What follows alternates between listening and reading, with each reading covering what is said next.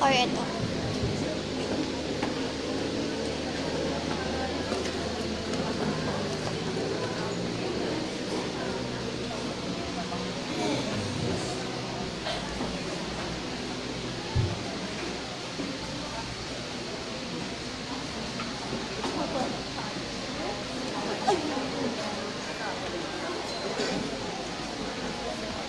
Sa harap.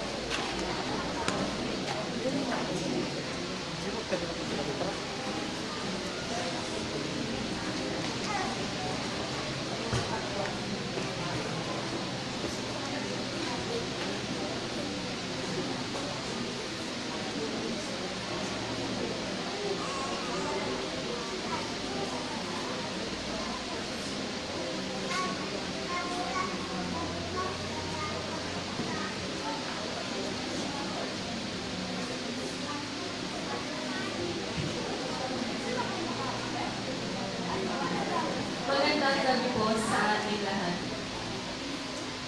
Mapapansin ang kaligayahan sa mga taong umiibig. Matapos maranasan ang pag-ibig ng Diyos, naramdaman agad ni Elizabeth ang presensya ng Diyos kay Maria. Ang dalawang babaeng ito ay minamahal at nagmamahal sa Diyos. Itinuturo sa atin ang dalawang babaeng ito na ang pagmamahal ay di lamang pagiging masaya. Kaakibat nito ang pagbabahagi ng kagalakan ng pag-ibig. Lumago rin nawa tayo sa pag-ibig at ibahagi ang kagalakang hatid nito sa ating kapwa. Bilang panimula po, magsipayo po ang lahat.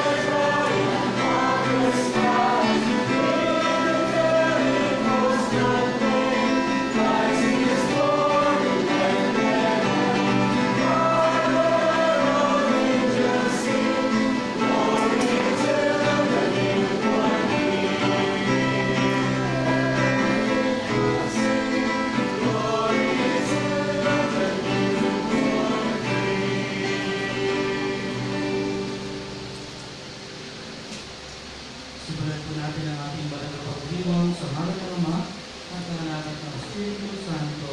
Amen. Ang pagpapala ng ating Panginoon Jesucristo, ang pag-ibig ng Diyos Ama, at ang pakikipagkaisa ng Espiritu Santo, naway sumayin lahat. At sumayo. Mga kapatid, sa ating Ebanghelyo, mapapakinggan natin ang pagdalaw ni Maria kay Elizabeth, pagdalaw na nagdulot ng malalim na kagalakan sa tahanan ni Elizabeth. Mga kapatid na mga sanang aide, katulad ni Maria, maging daan tayo sa kagalakan ng ating kapwa.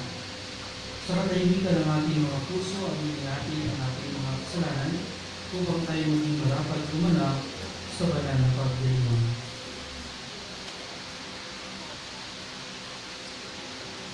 Sabay-sabay po tayo, inaamin ko Sa makapangyarihang Diyos at sa inyong mga kapatid, nalugpa akong nagkasala sa isip, sa salita at sa gawa, at sa aking pagkukulang. Kaya isinasamo ko sa mahal na Birhen Maria, sa lahat ng mga anghel at mga banal, at sa inyong mga kapatid, na ako'y panalangin sa Panginoong ating Diyos. kaawaan tayo ng makapangyarihang Diyos, patawarin tayo sa ating mga kasalanan, at patnubayan tayo sa buhay na walang hanggan. Amen. Panginoon, kaawaan mo kami. Panginoon, kaawaan mo kami. Kristo, kaawaan mo kami. Kristo, kaawaan mo kami. Panginoon, kaawaan mo kami. Panginoon, kaawaan mo kami.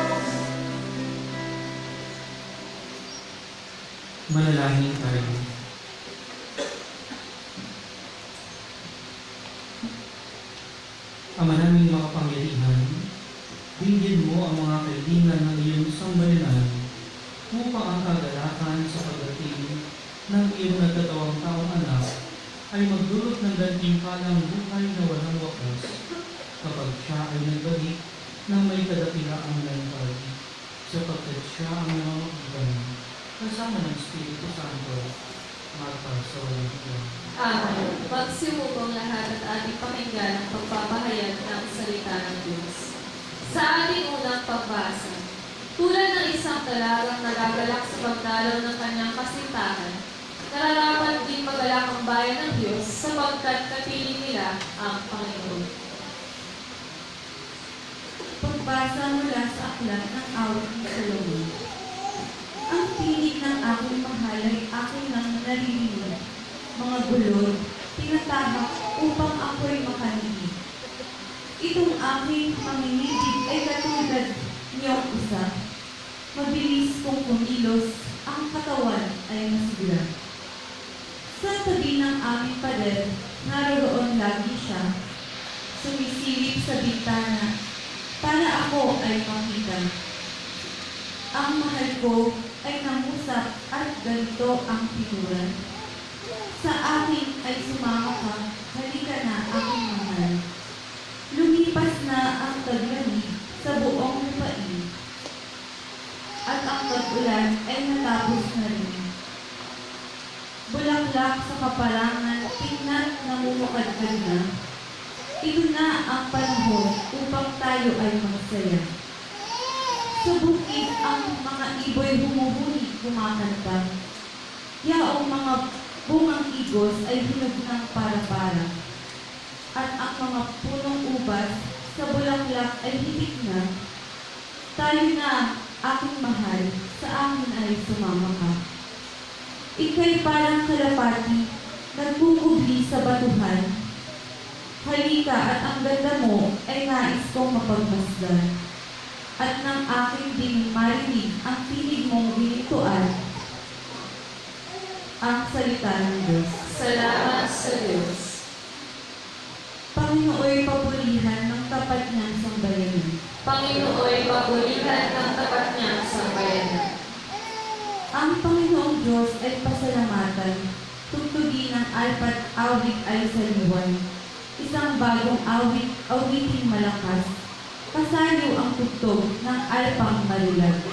Panginooy pabulihan ng tapat niyang sambayanan. Ngunit ang mga panukala ng Diyos ay mamamalagit walang pagkatapos. Mapalad ang bansang Panginoong Diyos.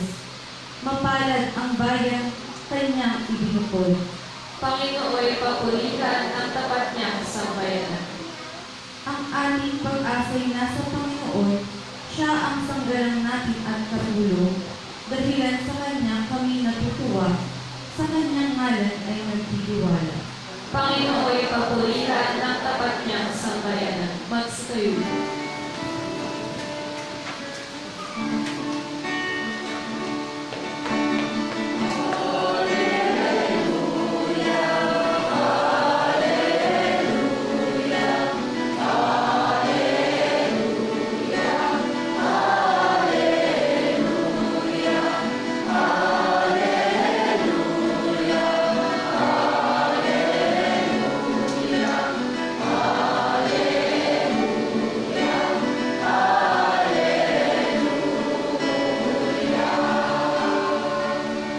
Emmanuel na hari namin, halina't kami sa gipit at utos mo'y tutupad.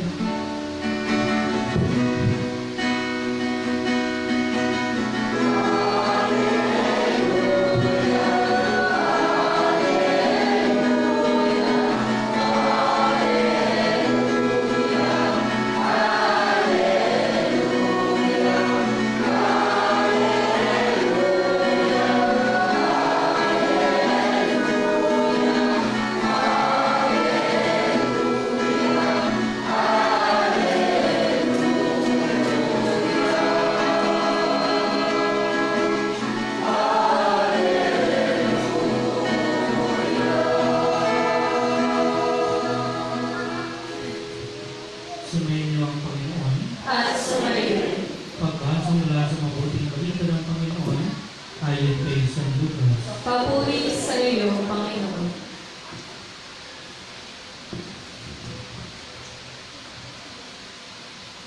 Si Maria ay madaling pumunta sa isang bayan sa kabuluhan ng Judea. Pagdating sa bahay ni Zacarias, binati niya si Elizabeth. Nang marinig ang Elizabeth ang bati ni Maria, nagdagalaw ang sanggol sa kanyang tiyan. Napuspos ng Espiritu Santo si Elizabeth at buong galak niyang sinabi, "Bukod kang pinagpala sa luwaan ng lahat at pinagpala naman ang iyong dinadalang anak. Sino ako upang dalawin ng ina ng aking Panginoon? Sapagkat pagkarinig ko ng iyong bati ay nagagalaw sa tuwa ang sanggol sa aking tiyan. Mapalad ka sapagkat manalig kang matutupad ang ipinagsabi sa iyo ng Panginoon."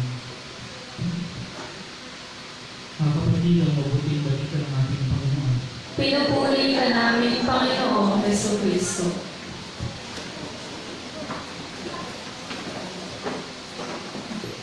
Magandang gabi po sa inyong lahat. Batiin po niyo yung mga katabi niyo ng magandang gabi. At hitiyan niyo ng buong gabi. Yung mga hindi marunong umiti dyan, umiti naman kayo kahit ngayon lang. At sapagkat ang mensahe ng ating Ebanghelyo ngayon, ang mensahe ng ating unang pagbasa ngayon, ay walang iba kundi kagalakan. Sabihin nga, magalak. Manabik at magalak. Magalak habang tayo ay nananabik at ang ipinananabigan natin. Walang iba kundi ang nalalabik na pagdating ng ating Panginoong Jesucristo. Alam ko lahat tayo may mga pinananabigan sa buhay. So sa mandaling ito, ano kaya yung pinananabigan mo? Okay. Ano nga ulit? Ate, ikaw, ano yung pinananabigan mo ngayon?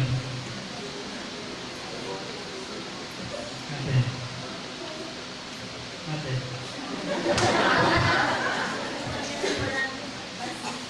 Pagdating ng Pasko.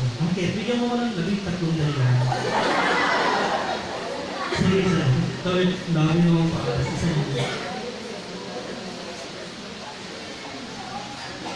Bakit mo yung pinananabigan niyo yung pagdating ng Kapaskuhan? Para po magkasama-sama po ang mga Panginoon. Magkasama-sama ang pamilya. Kakayaw na rin. Ikaw, bilang kabataan ano yung pinananabigan? Para mo po yung mga Nasaan yung mga kamit ko ng pag-ibig dito? Telebihan din pa ako. kasabi nila po. May nilapura. Yan na. Ikaw kuya, ano naman yung pinananabigan mo ngayong malapit ng Pasko? Maya, ating dalawa lang to.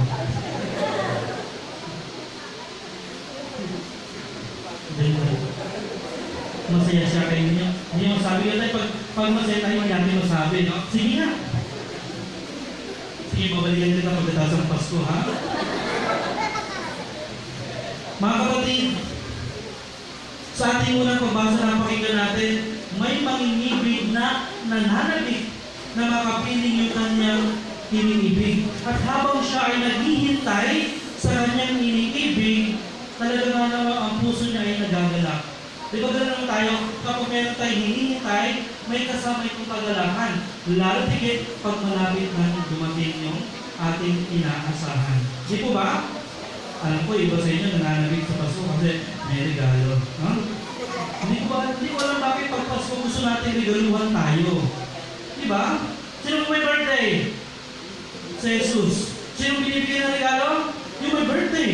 Di bakit tayo bibigyan ng regalo? Birthday mo? Tayo may birthday ka? Hindi ibig sabihin na kasi pag Pasko, bigayan. Di ba? Si Kristo ay binigay sa atin ng Diyos bilang dakilang regalo at tayo din dapat marunong magbigay. Kaya, bawal magdamot. Nung sabi mo sa kapatid mo, huwag kang madamot.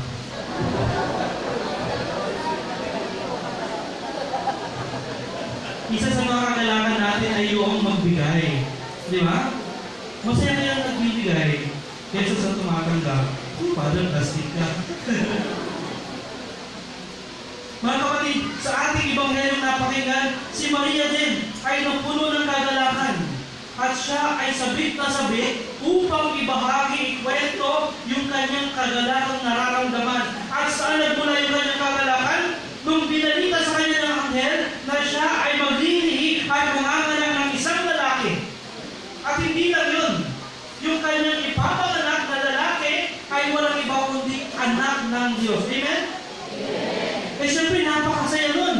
Punong-puno ka ng kagalakan. Yung mga nanay nga lang dito, di ba nung nabuntis kayo, tuwang-tuwa kayo, yes, magkakaanak na kami. Di ba? Kahit yung anak natin ay simpleng bata sa ating sinapupunan, tuwang-tuwa na tayo. Eh paano na lang kung ang dinadala mo sa sinapupunan mo ay anak ng Diyos? Eh di na umapaw yung iyong kagalakan. Kung kaya, ang Anghel Gabriel, ang mabuting balita na dala niya, ay talagang nag-umapaw, no? Sa kagalakan ng puso ng aming mahal na Birheng Maria. Mga kapatid, tunay na tunay, ang Ebanghelyo, ang mabuting balita, ay pinagmumulan ng kagalakan. Kaya nga, no, sa tuwing nakikinig tayo sa mabuting balita na ipinapahayag sa inyo, dapat ito yung dudulot ng kagalakan sa inyo. At pag uwi ninyo, taglay-taglay ninyo ang kagalakan, masaya kayo. Paglabas ninyo ng simbahan, hindi kayo nakasimangot, kundi dapat nagiging masaya. Di ba? Kapag hindi talaga tumimo sa puso ninyo yung Ebanghelyo, wala talaga. Paglabas ng simbahan, nakasimangot pa rin kayo. Di ba? Pero kung talaga tumimo sa puso ninyo ang mabuting balita, paglabas ninyo ng simbahan, tuwang-tuwa kayo. Katulad ni Maria, pagkatapos niyang matanggap yung mabuting balita, tuwang-tuwa siya. At hindi lang yun, nagmamadali si Maria pumunta sa kaburulan ng Judea. Kasi nung pumunta niya, si Elizabeth, anong meron kay Elizabeth sa kaburulan ng Judea? Siya ay nagdadalang tao din. At ika-anim na buwan na ng kanyang pagdadalang tao. Tingnan natin, bakit kaya nasa kaburulan ng Judea si Elizabeth at ang kanyang asawa? Sa palagay ninyo, bakit kaya? Ha? Kasi nga, ating-ating lang ito, ha? Kasi nga si Elizabeth, nagdadalang tao. Ano no, masama kung nagdadalang tao siya. Kaya kasi, nagdadalang tao siya, 90 years old na siya. Diba? Anong sasabihin ng mga kapitbahay na kung nandun sa patag? Ano mo lang kung si Elizabeth? Kung kailan tumanda, saka kumareking? No? Kaya iniiwasan niya na siya ipag-usapan. At si Maria pumunta doon upang una sa lahat, ibahagi yung kanyang kagalakang nararamdaman. At alam din naman natin na si Elizabeth ay meron din kagalakang nararamdaman. At sa pagpunta ni Maria kay Elizabeth, yung kagalakan ni Elizabeth ay mas naging ganap sapagkat binisita siya hindi lang ni Maria, kundi mismo ng anak ng Diyos. Kaya sabi ni Elizabeth, sino ako upang dalawin? No? Ang ina ng aking Panginoon. At sa pagdalaw ni Maria at ni Jesus, anong nangyari? Si Maria puno ng kagalakan at syempre, nahawakan niya ng kagalakan si Elizabeth. Kaya na, nung marinig ni Elizabeth yung bati ni Maria, anong nangyari? Nagkagalaw sa sinapupunan. Walang gumalaw dyan, ha? Nagkagalaw sa sinapupunan ni Elizabeth yung sanggol. Kahit kasi mag-baptisan na sa sinapupunan pa lang, nakilala niya na si Kristo. Doon pa lang at nagdulot na si Kristo ng kagalakan. Mga kapatid, anong sinasabi sa atin ito? Tunay na tunay, no? Si Kristo ay nagdudulot sa atin ng kagalakan. Kung paano si Maria dala-dala niya si Kristo at nagdulot ng kagalakan, ano naman ang inaasahan sa atin? Sana tayo din. No? Sa bawat taong makakatagpo natin, sa bawat taong makakasalubong natin, tayo rin ay nagdudulot ng kagalakan. Yung tipong pag nakita kanila, tuwang-tuwa sila sa iyo. Naranasan niya yan? Pag nakita kita, tuwang-tuwa ako sa iyo. Bakit? Kasi mahutangan kita eh. Di ba? Ang sarap sa pakiramdam na ikaw ay nagiging dahilan ng kagalakan ng iba. Hindi yung pag nakita ka, makakasalubong kang ganyan, iiwasan ka. No? Kasi nga, hindi ka kaaya-aya sa paningin niya. Hindi niya nakikita si Kristo sa iyo. Walang kagalakan sa buhay mo. Di po ba? Kung kaya minsan marami tayong iniiwasan sa buhay natin.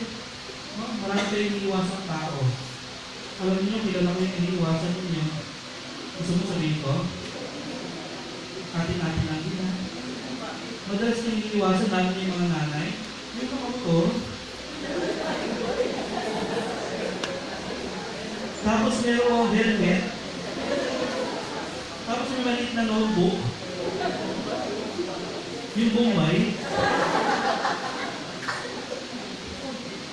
Lalo ko pag wala kayong Bombay, naalala ko isang bata, tsaka yung nanay.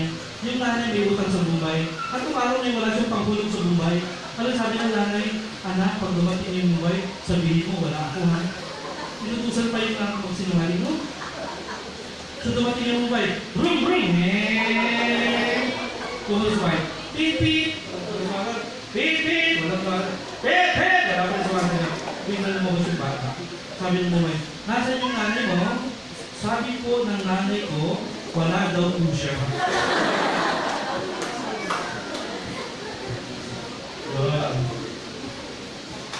Diba? Minsan dami tayong iniiwasan sa buhay natin. Kapag yung tao may hindi magandang dala sa atin, ayaw natin papasukin, tinataguan natin. Diba? Kapag yung kumari mo kakatok sa iyo at mangungutang, ayaw mo papasukin. Pero kapag yung kumari mo kakatok sa iyo, magbabayo ng utang, mayroon pang merienda yan. Ano? Diba? Pero tayo minsan kapag sa iyo mayroong dalang mabuting balita, katanggap-tanggap. Pero mga kapatid, katulad ni Maria, hindi lang kagalakan yung dala niya. Hindi lang kagalakan yung dala ni Maria. Sa pagbisita niya kay Elizabeth, meron pa siyang isang dala-dala at higit na mahalaga. Sino ito? Si Kristo. No? Sa kanyang sinapupunan. Si Kristo na nagdulot ng kagalakan sa tahanan ni Elizabeth. Sana po ganun din tayo. Sa tuwing makakatagpo natin ng isa't isa, ang ibabahagi natin at ang ipapakilala natin ay si Kristo. Pagkatapos ng banal na misa, tumatanggap kayo, mamaya tatanggap kayo ng katawan ni Kristo. So madaling salita, taglay-taglay natin si Kristo pag-uwi natin sa bahay. Pero sana naman, no, kahit pa paano, pag-uwi ninyo, dahil taglay-taglay ninyo si Kristo, makita naman si Kristo sa iyo na mga kasalubong mo. Hindi ba? Hindi nakita yung nino mo, may sungay, no? At may burkot. Galing ka sa simbahan, no? Diba? Pag-uwi natin, sana dala-dala natin si Kristo. Hindi lang natin siya tinanggap dito sa loob ng simbahan. Kung isa kasi, pagkatapos natin tanggapin si Kristo, para Lord, hanggang dyan ka lang sa simbahan na, nasa bahay na ako, hindi mo na kita dyan. Hindi. Kaya nga natin tinatanggap si Kristo, para pag-uwi natin, dala-dala natin siya. Diba? At sa naman tayo pumunta, dala-dala natin si Kristo. No? Sa ating tahanan, sa ating trabaho, sa ating paaralan, saan man kayo pumunta, dapat lagi nating dala-dala si Kristo. Amen? Upang nang sa gayon, tayo ay maging daan ng kagalakan ng ating kapwa. Sinabi ko nung linggo, di ba? Na maraming mga tao ngayon, lagi din magpapasko, hindi naman lahat magiging masaya. Di po ba? Marami tayong mga kababayan, malungkot ngayong kapaskuhan. At anong hamon sa atin? Na tayo maging daan, maging dahilan, maging sanhi ng kagalakan ng ating kapwa. Sa paanong pamamaraan? Hindi lang sa material na bagay, kundi maging sa spiritual na bagay, yung maging Kristo ka sa iyong kapwa. Sasabihin niyo ibang lalaki, Father, Kristo naman po eh. Saan? Sa sabungan. No? Diba? Yung maging Kristo tayo. Yung makita sa atin yung larawan ni Kristo, yung lagi natin dala-dala yung ating mga matatamis na hindi. Diba? Yung kagalakan natin na walang iba kundi ibahagi si Kristo sa isa't isa. Naalala ko, may isang bata, nagtanong sa kanyang nanay, Nay, sabi niya gano'n, paano ko malalaman kapag umaga na? Paano mo malalaman kapag umaga na tayo? Ay, araw na. Siyempre naman, umaga na. Nanay, kapag umaga na. Sanay, ano pa? Ano pa po kayo nakita ng umaga, Nay? May araw na. Nakukupihan mo ilang po kayo? Kahit ang mga bata. Paano mo na kung umaga na? Pag-isip na ako, Father. Sabi ng bata, Nay, kapag umaga na po ba kapag sumisikat na yung araw? Sabi niya namin, hindi pa. Umaga na po ba Nay kapag tumitilawak na yung manok? Hindi pa. Parang titilawak mo, yung kapitbahay mo ba, hindi tanda yung manok niya. Ano pa? Kapag nagwawali sa po ba yung kapitbahay? Umaga na? Hindi pa. Sabi naman, paano kung malalaman umaga na? Anak, malalaman umaga na kapag labas mo ng bahay at yung taong makakasalubong mo ay nakangiti sa iyo, malalaman mo umaga na. Hindi nyo na-gets? Pasensya na ko, hindi ko rin na-gets yun. Kaya huwag nyo lang huminga ng paliwanag. So sa iyo na yan, ha? Mga kapatid, pwede tayo magdulog ng liwanag, no? Sa ating kapos sa pamagitan ng ating mga ngiti. No? Makakangiti ka lang ng tunay at ganap kapag si Kristo ay tinanggap. Diba? Sapagkat si Kristo ang tunay nagbibigay ng ganap na kaligayahan. Sabi ni Kristo, ako ay naparito upang bigyan kayo ng kaligayahan at ang kaligayahan ninyo ay maging ganap. Pag sinabing ganap, no? Complete, no? Pag sinabing complete, hindi ito kayang ibigay ng mundo. Yung kaligayahan hindi kayang ibigay ng mundo, tanging kay Kristo lamang natin ito matatagpuan. At upang matanggap natin itong ganap na kaligayahan ito, katulad ng pagbisita ng mahal na Birhen at ni Kristo, itong pagbisita nito ng mahal na Birhen kay Elizabeth ito ay naging daan. Kumbaga ito ay naging pinto sa marami pang pagbisita ni Jesus at ni Maria, hindi lang kay Elizabeth, kundi sa buhay ng bawat sumasampalataya sa Kanya. Mga kapatid, tayo ay nananabik. At ano ang pinapananabikan natin? Walang iba kundi ang bumisita si Maria at si Jesus sa ating tahanan, sa ating buhay, sa ating pamilya, sa ating komunidad. Nang sa gayon, tayo magkaroon ng ganap na kaligayahan. Mga kapatid, hangad ng Diyos na maging masaya tayong lahat. Papasukin natin si Kristo sa ating buhay. Sabi ko nga nung dito, inihanda na ng Diyos ang daraanan natin patungo sa kaligtasan. Ang dapat natin gawin, ihanda na lang natin ang daraanan ng Diyos patungo sa ating buhay. Purihin natin ang Panginoon para pakan natin ang Panginoon.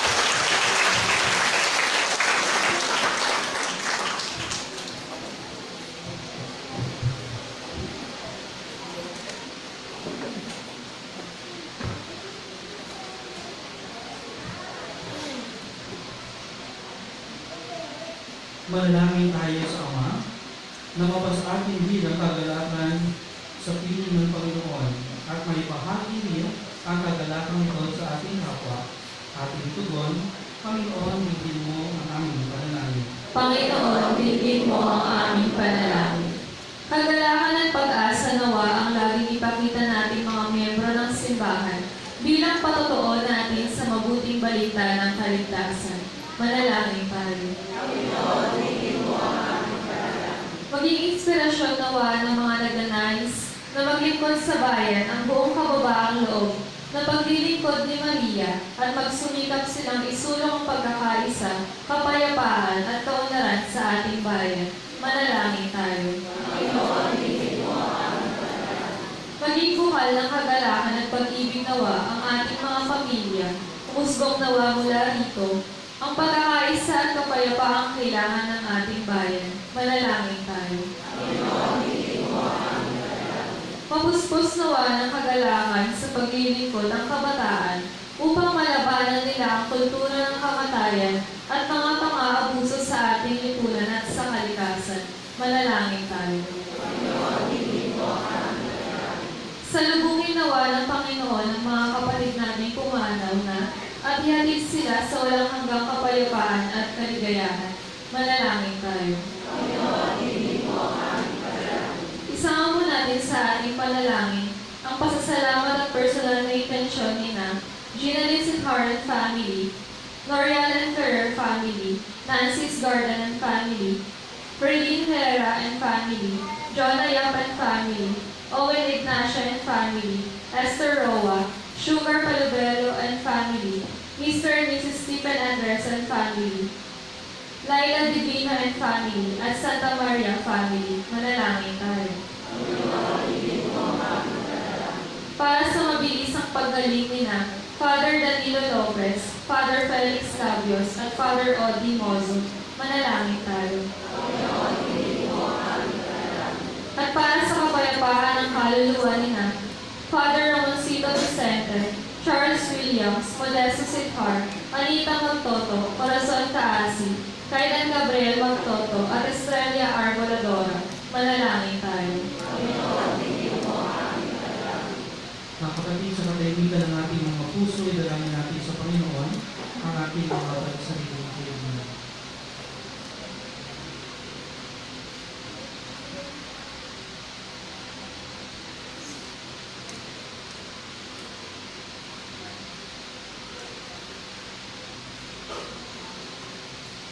Ama naming mapagmahal, ituloy mong may pagdiwang namin ng buong kagalakan ang pagsilang ng iyong anak, kasilang anak at aming Panginoon magpakailanman.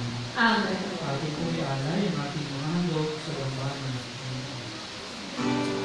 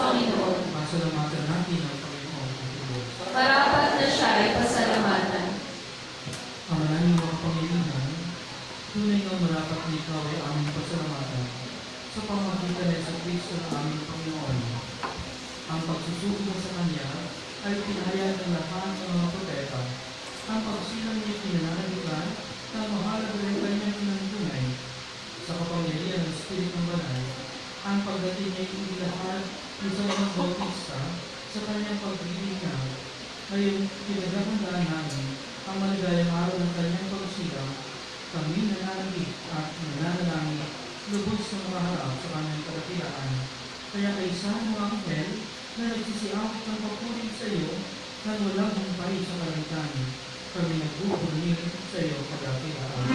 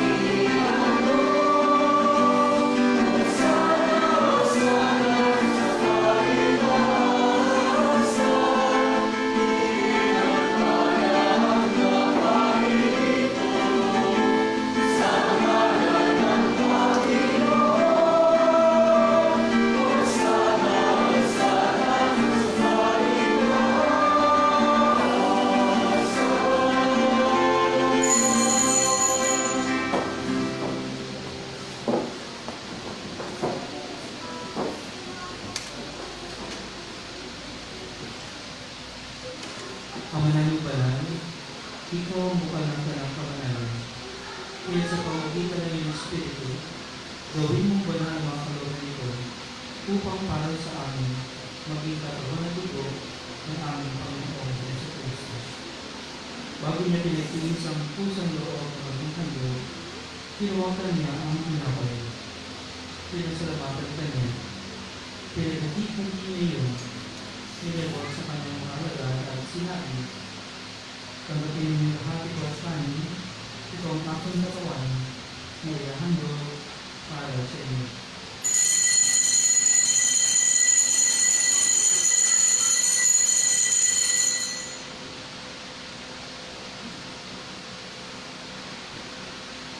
Ngayon ginawa na matapos sa makunan, ginawagan niya ang kalis.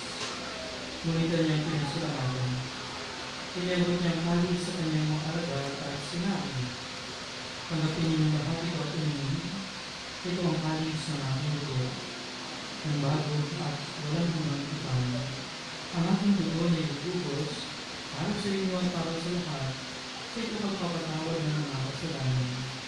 Gawin niyo ito sa pag-alala sa akin."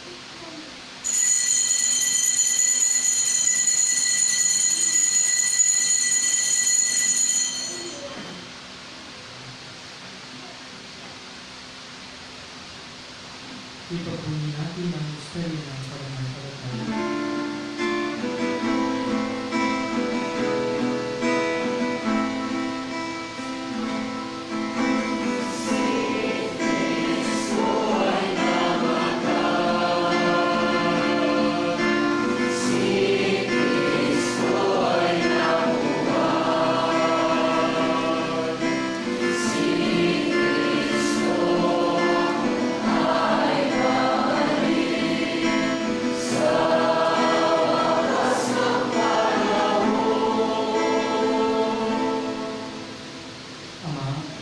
Ginagawa namin ngayon ang pag-alala sa pagkamatay at muling pagkabuhay ng iyong anak, kaya iniaalay namin sa iyo ang tinapay na nagbibigay buhay at ang kalis na nagkakaloob ng kaligtasan.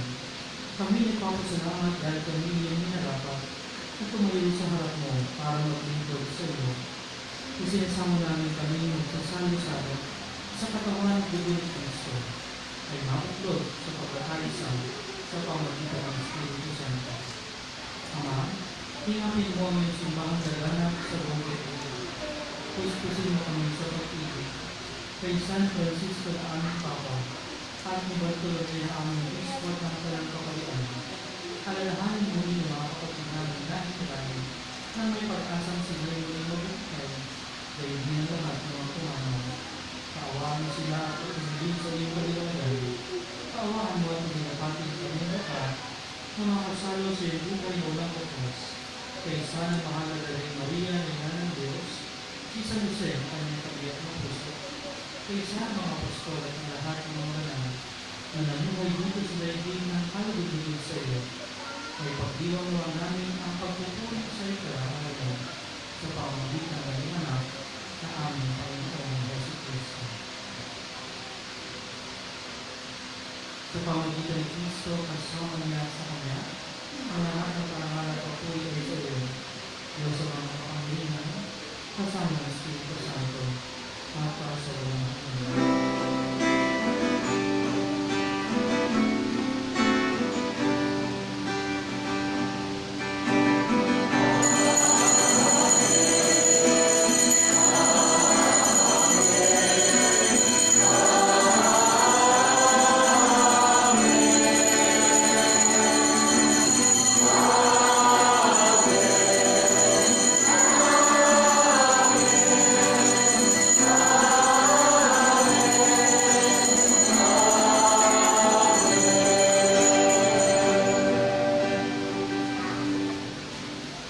Sa pag-uwit ng mga panapagagaling mundo sa tulong ng Jesus, ang Panginoon natin ang Diyos, ipahin ko ang pinangalas sa Kanya.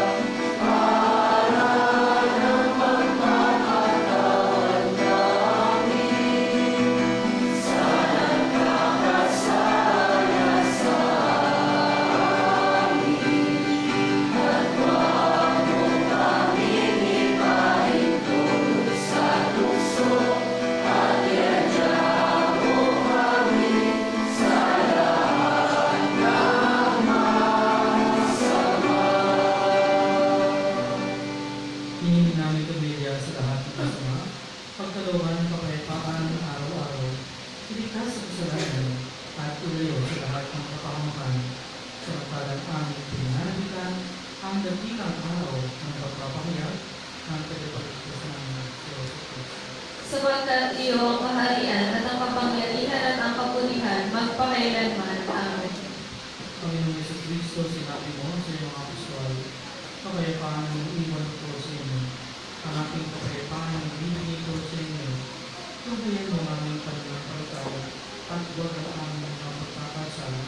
Pagkalooban mo kami ang kapayapaan at pagkakaisa ayon sa iyong kalooban, kasama ng Espiritu Santo, mga kasawahan.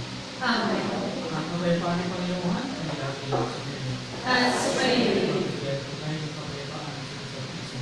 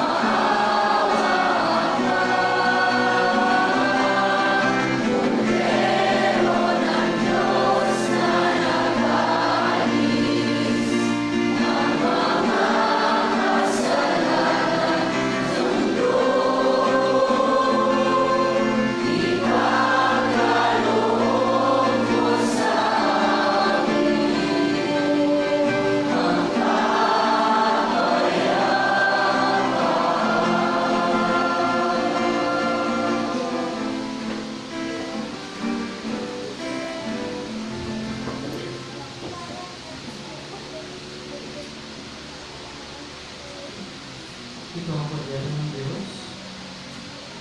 Ito ang nag-aalis ng mga kailangan sa liputan. Mapawag ang inaanyahan sa kanyang tingin. Panginoon, hindi ako marapat-dapat na magpatuloy sa iyo. Ngunit sa isang salita mo lamang ay gagaling na ako.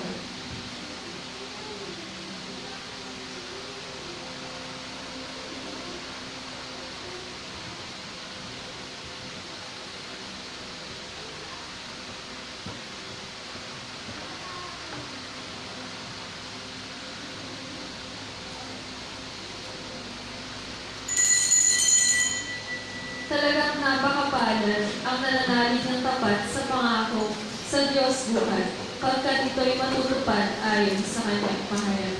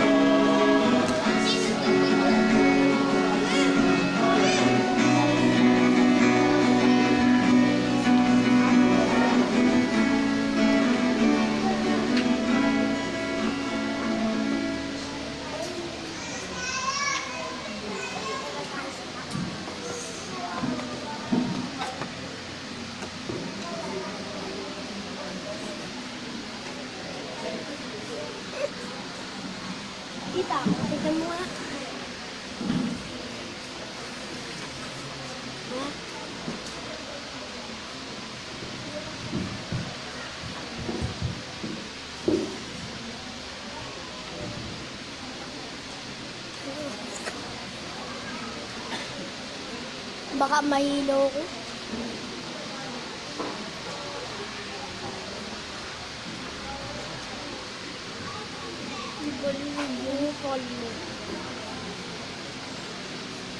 Kumain ka na ng asya? Oo, ikaw.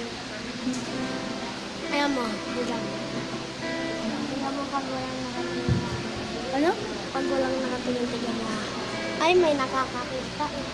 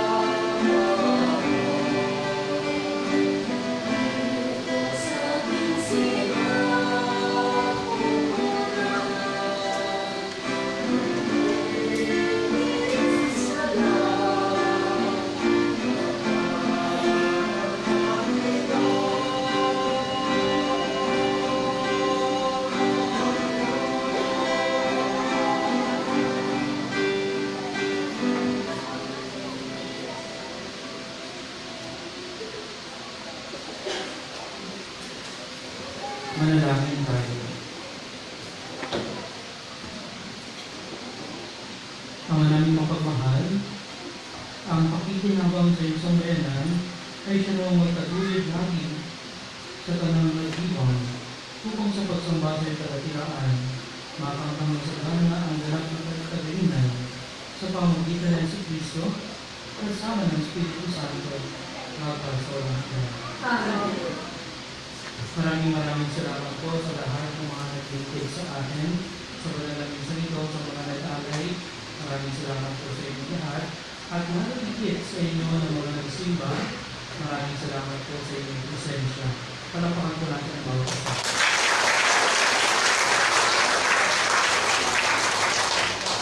Sumayin niyo ang Panginoon. At sumayin. Magsiyuko kayo sa matalang ginagawat ang pagbabasbas. Ang makapangyarihang Diyos Ama ng bugtong na anak na nagbalik ko na noon at hinintay natin bumalik ngayon, ay siya nawang mag-obanal sa inyo. Pakundangan sa liwanag ng kanyang pagdating, ay siya nawang pumuspos sa inyo sa pagpapala ngayon at pagpasawalang hanggan. Amen. Patataginawa niyo kayo sa pananampalataya, paligayahin sa pag-asa, at pakilusin sa pag-ibig na puspos ng sigla ngayon at pagpasawalang hanggan. Amen. Kayo nagagalak sa pagdating ng nagkatawang taong manlulubos, ay puspusin nawa niya ng labing parang buhay na di matatapos kapag siya'y dumating ng may kadakilaang lubos, magpasawalang hanggan. Amen. At pagpalain po kayo lahat ng makapangyarihang Diyos, ang Ama, at ng Anak, at ng Espiritu Santo. Amen. Kung sa ating banal na misa, kumain kayong taglay, ang pag-ibig at kapayapaan